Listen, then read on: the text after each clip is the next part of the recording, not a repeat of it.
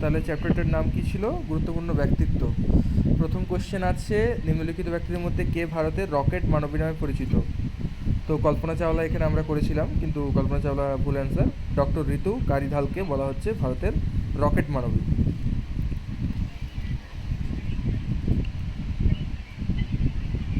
অন্ধ্র মহিলা সভার প্রতিষ্ঠাতা ছিলেন দুর্গাবাই দেশমুখ। তিনি অন্ধ্রের একজন বাসিন্দা, তিনি ছিলেন।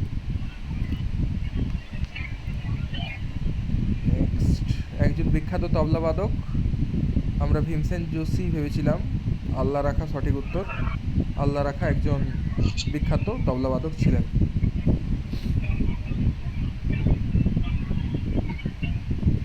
স্বাধীন ভারতের প্রথম মহিলা মুখ্যমন্ত্রী ছিলেন সুজিতা কৃপালিনী। তিনি উত্তরপ্রদেশের প্রথম মহিলা মুখ্যমন্ত্রী ছিলেন।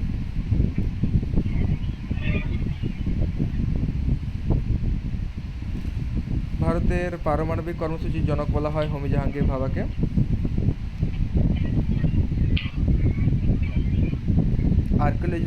আর্কিওলজিক্যাল সার্ভে অফ ইন্ডিয়া প্রতিষ্ঠাতাও ছিলেন আলেকজান্ডার কানিংহাম, এবং তিনি ছিলেন প্রথম ডিরেক্টর জেনারেল।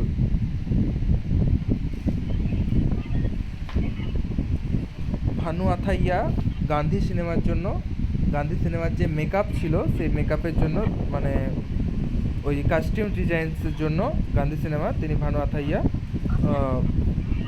এই অস্কার পুরস্কার জিতেছিলেন।